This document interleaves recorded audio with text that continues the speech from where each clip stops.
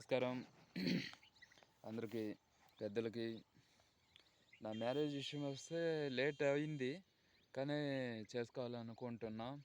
చాలా నుంచి చూస్తున్నాం, కుదరలేదు. కానీ నేను ప్రకృతి వ్యవసాయం చేసుకుంటూ వ్యవసాయానికి దగ్గరలో ఉంటున్నా. అంటే వ్యవసాయం చేసుకొని వ్యవసాయం దగ్గరలో నేను ఆలోచనలు ఉంటాయి.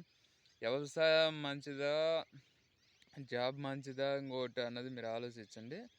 ఫైనల్గా నేను చెప్పేది ఏంటంటే, విజయరామరాజు గారి వీడియోలు, పాలేకర్ గారి వీడియోలు చూసిన తర్వాత లక్షల కోట్లు సంపాదించటం ముఖ్యమా, క్వాలిటీ మంచి ఆహారం తింటాం అన్నది ఇంపార్టెంట్ అన్నది చూసుకొని మీరు డెసిషన్ తీసుకోండి.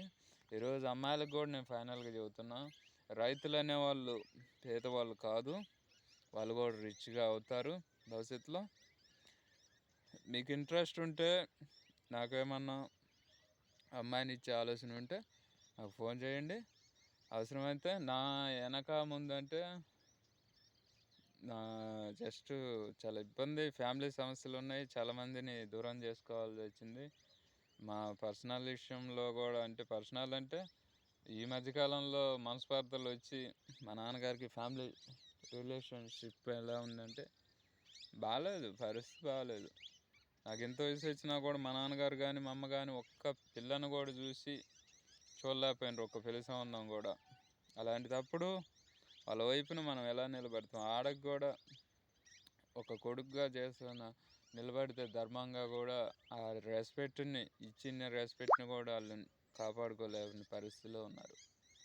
మరి మా రిలేషన్స్లోకి వస్తే, మా నాన్నగారికి, మా అమ్మగారికి, మా నాన్నగారికి 4 పిల్లలైనా 3తోటి నాకు సంబంధం లేదు. అమ్మా, వాళ్ళకి నాకు సంబంధం లేదు, నైనా వాళ్ళకి నాకు సంబంధం లేదు.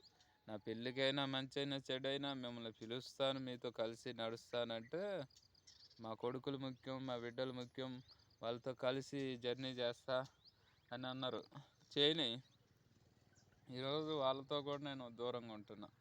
ఎందుకంటే రైతుని చిన్నచూపు చూసినట్టు, రైతుని కించపరిచినట్టు మాట్లాడి ఒక రాంగ్ డైరెక్షన్లో మాట్లాడినప్పుడు ఇలాంటి నిర్ణయాలు తీసుకోవాల్సిన అవసరం అయితే వస్తుంది. మీరు వాట్సాప్లో వచ్చినప్పుడు, మా బంధువులు ఉన్నారండి దగ్గర దగ్గర, ఈరోజు బయటికి వెళ్తే నెల రోజులు అయితే ఇంటికి వస్తే, ఇది రోజుకి ఒకళ్ళు, 2, 3, 5 ఇళ్ళల్లో ఉన్నా కూడా. అలాంటి వాళ్ళు అందరినీ వదిలేసుకున్నాం. అది ఎంతంగా చెప్పాలంటే చాలా టైం పట్టిద్ది. Thank you very much.